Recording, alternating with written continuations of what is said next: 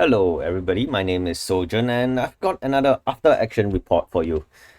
So I have Bloody Mary up against Yennenga on the Hanging Gardens again, and this time I'll be going first. So I got a pretty good hand starting with two evades and a ghostly touch. So it's nice having a card that it has an impactful third action right off the bat, so it gives you options. And if you are starting first, the tendency is to try to go for that center tri-colored area in Hanging Gardens. But on hindsight, I don't think this is always the wisest choice, especially against characters such as Yennenga. Because what she can do is that on her first turn, she can simply maneuver and attack you with Jaws of the Beast, which increases in power the more colors you're standing on. So if she shoots me with Jaws of the Beast, it's going to be defending for 6.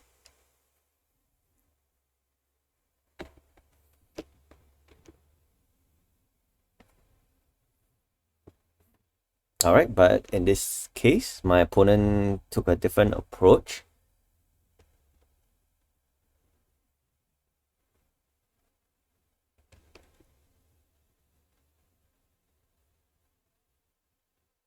Thankfully, there was no Jaws of the Beast. And I was instead hit with a skirmish, which honestly, it's perfect because I could increase the power of broken glass, taking no damage from it, and effectively killing off the archer without any attacks from my end. So I think if you're playing Yennenga into Bloody Mary, you most likely want to just attack with your Yennenga if you can, so that you can split the damage if any of these kind of like recoil damage occurs and stuff like that.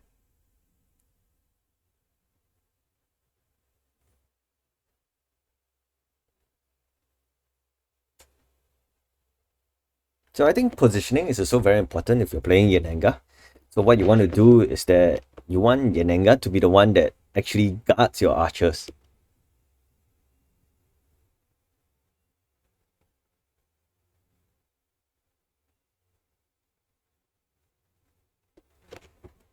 So here I've taken out 2 archers right off the bat. I think it's only the second turn. And yeah, I'm feeling pretty good about this game at the moment.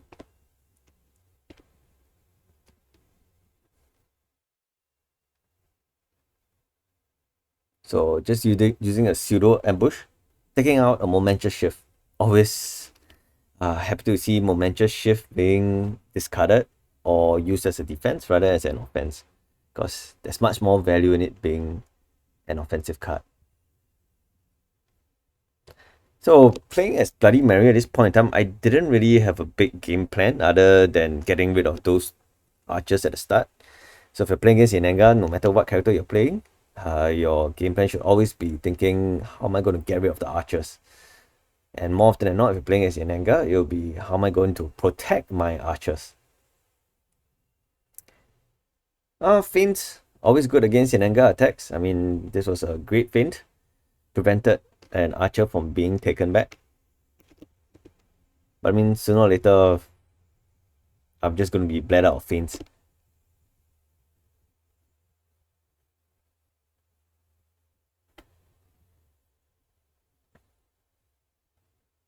So here I'm seeing that I actually have a card advantage. I'm going for the offensive. And for shield formation, so what shield formation does is that uh, more often than not, you will want to discard your card and prevent an archer from coming back, because that's maximum value, because you don't want to deal with the archer, you don't want to attack the archer, you don't want Yennenga to be able to deflect some of the damage you're going to do to her, to that archer in the future. So better if you can make the decision.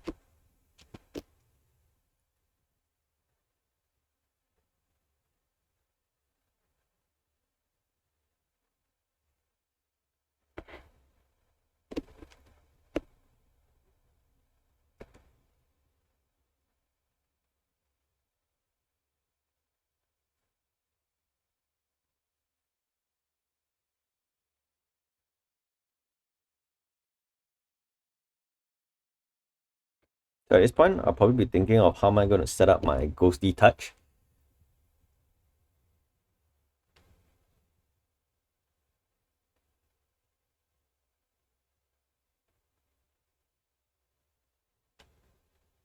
While Yennenga is recruiting quite a bit, recuperating quite a bit.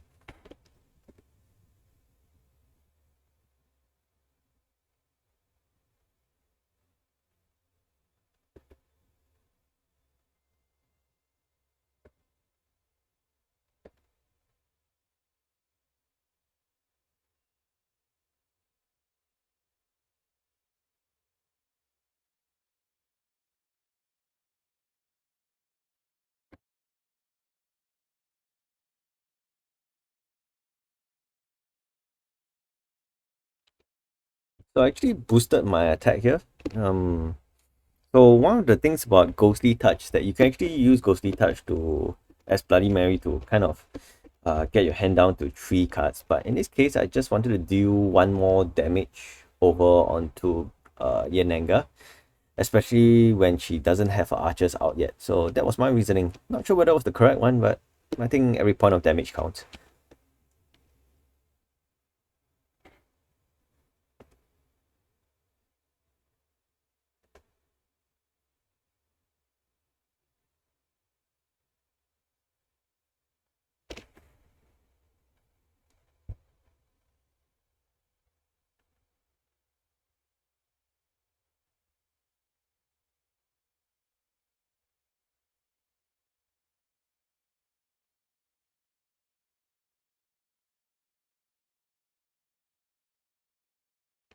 So not how I actually use an evade to give me a boosted movement, because I didn't want to end my turn on that space, on a tri-colored space where if Yennenga attack me, she will get a +1 bonus to attack. Because yeah, I didn't really need the evade. I had some other good defenses, so might as well just use it to boost to get out of the way.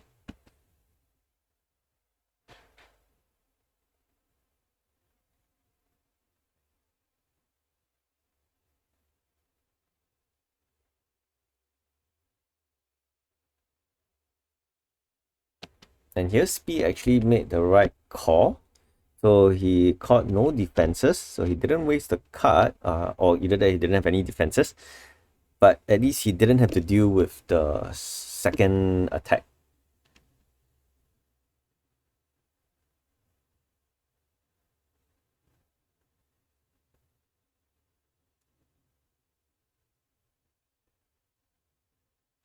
So Yennenga moves and hits me. So I should have actually defended with my evade here because I somehow discounted the fact of momentous shift. So yes, I can increase the value of broken glass to a 4, but this means that I'm not getting the value of its after combat effects. Where if I had instead defended with evade, yes, I would have taken one more point of damage, but I would be able to get another card back from it. And yeah, start my turn next turn with 3 actions.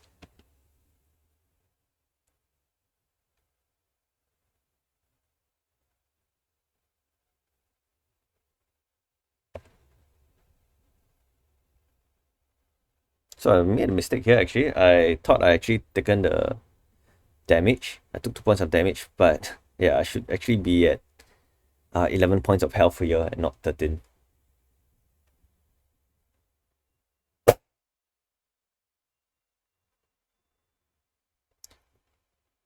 So Yennenga with a bigger hand tends to be a scary Yennenga because what she can one of her MOs is actually trying to build up a big hand and using her gain action attacks, her gain action schemes, she can hit you with many attacks in one single turn and set it up for a very devastating turn and just beat you out of defenses. So that's the reason why I actually was a bit more defensive here.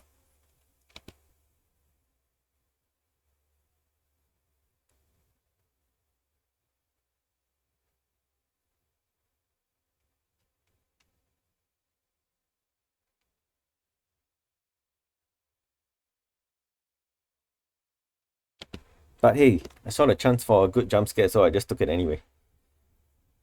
But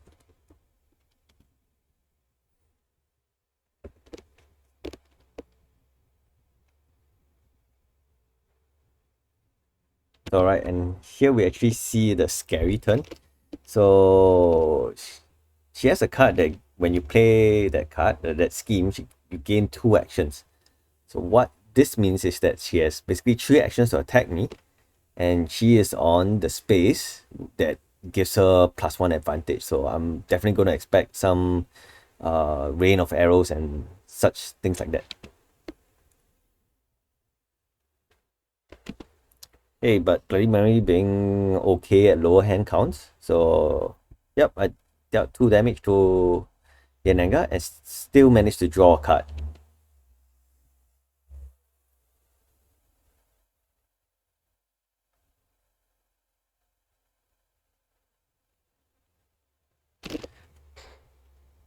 So why did I play a mirror image instead of evade? That's because I knew exactly what was the value of the card that the attack that was going to hit me, which was a 3. But if let's say Yennenga hits me again with another Jaws of the Beast, then mirror image wouldn't be as effective because it only reflects the printed value and not any other bonus on top of it. So yes, I still took 1 damage because volley does have the +1 bonus, but I think that was still alright.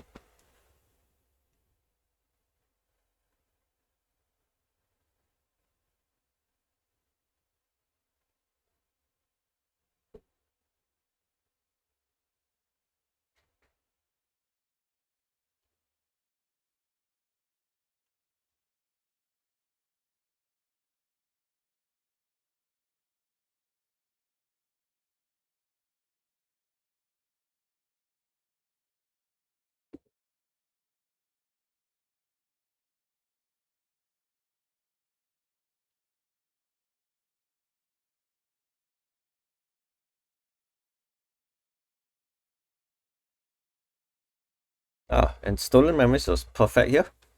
Definitely you'll want to go for a surprise volley to prevent bringing back of the archers.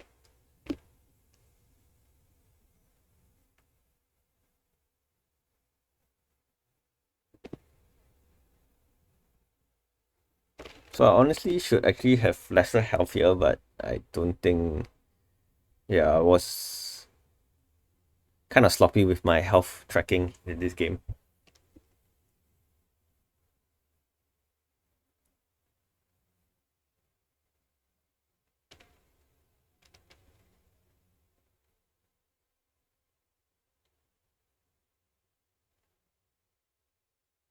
So I've gotten Yennenga down to 1 health, but closing this game out would be quite difficult.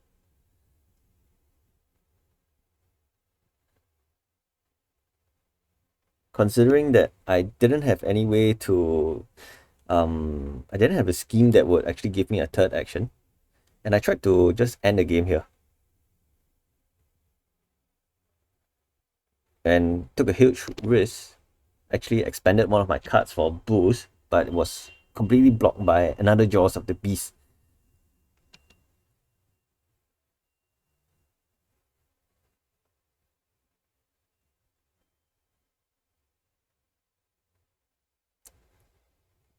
So with 6 cards left, how was I gonna close this out? Just had to be very careful and hope that Yennenga didn't bring back her archers so quickly. Because what Yennenga could do now, it's more or less just run me out of cards and wait for exhaustion.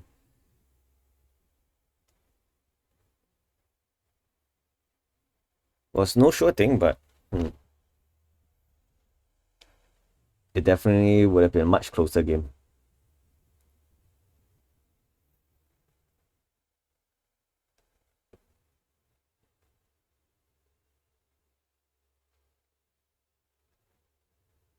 Here, Yennenga smells blood. Came in, hit me, and got an archer back, which means she more or less had 3 more health at this point. Uh, I had 3 health to get through before I could win the game.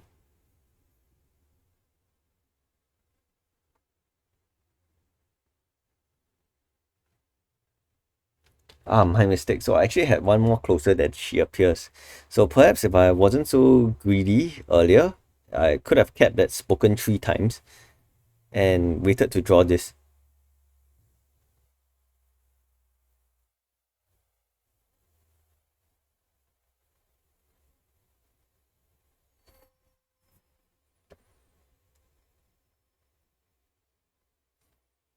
Now the only real hope for me to win the game was to somehow get that jump scare off.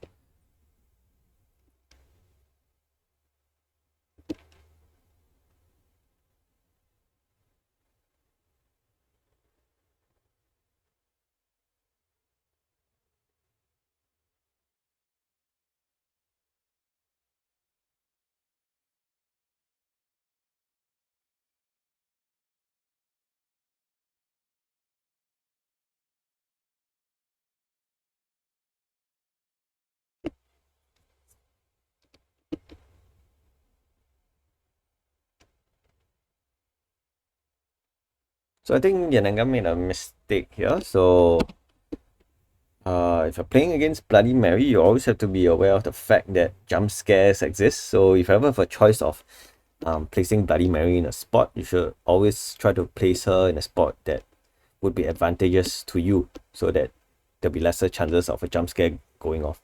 So that probably means that you'll want to put Bloody Mary on spaces with that covers more zones.